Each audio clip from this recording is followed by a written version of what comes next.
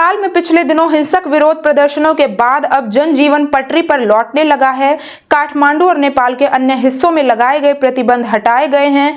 पूर्व मुख्य न्यायाधीश सुशीला कार्की के शुक्रवार को नेपाल की अंतरिम सरकार की प्रधानमंत्री बनने के एक दिन बाद नेपाल के अलग अलग इलाकों से कर्फ्यू हटाया गया। इसके बाद शनिवार को काठमांडू सहित देश के अन्य हिस्सों में हालात सामान्य नजर आए। राजधानी काठमांडू में शनिवार को कर्फ्यू में ढील दी गई। इस दौरान रोजमर्रा की जिंदगी सामान्य नजर आई। बाजार खुल गए, यातायात सामान्य हो गया और कई परिवार मंदिरों में दर्शनों के लिए पहुंचे।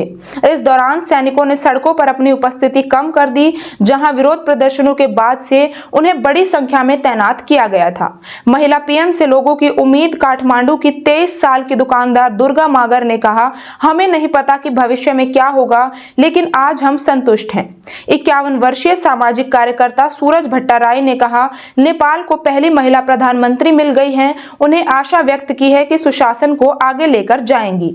नेपाल सेना के एक प्रवक्ता ने बताया कि शनिवार को कोई प्रतिबंधात्मक आदेश या कर्फ्यू नहीं है। हालांकि काठमांडू और नेपाल के अन्य इलाकों में सेना की मौजूदगी कुछ और दिन रह सकती है।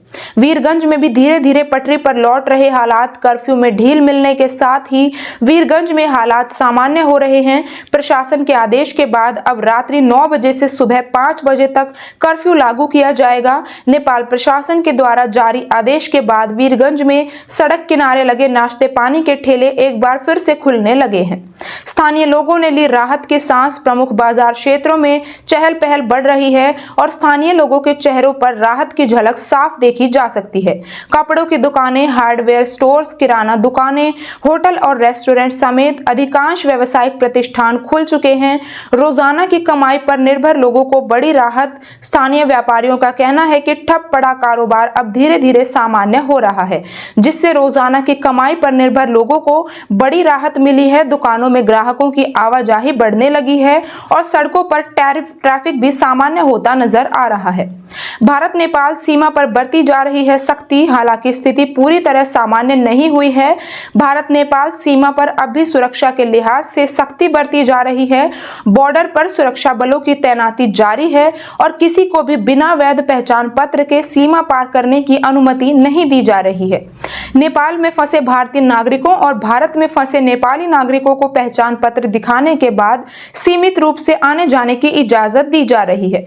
प्रशासन ने लोगों से संयम बनाए रखने और अफवाहों से बचने की अपील की है। वहीं राजनीतिक स्थिरता की उम्मीद में आमजन अपने कम से कामकाज में लौट रहे हैं, जिससे वीरगंज समेत नेपाल के विभिन्न हिस्सों में सामान्य जनजीवन बहाल होने की प्रक्रिया तेज हो गई है।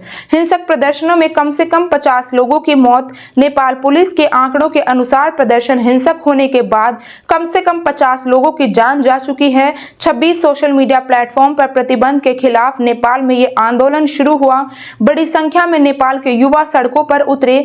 जेन-ज़ी आंदोलन के कारण केपी शर्मा ओली को सत्ता गंवानी पड़ी। भारी दबाव के बीच उन्होंने प्रधानमंत्री पद से इस्तीफा दिया था। अंतरिम पीएम शीला कार्की ने शपथ ली। संसद भंग। इस तख्तापलट के बाद नेपाल में सुशीला कार्की अंतरिम सरकार की प्रधानमंत्री चुनी गई हैं। इस देश की पहली महिला प्रधानमंत्री भी बनी हैं। शुक्रवार को सुशीला कार्की ने अंतरिम प्रधानमंत्री के रूप में शपथ ली। इसके साथ ही नेपाल में नई सरकार के गठन की प्रक्रिया के तौर पर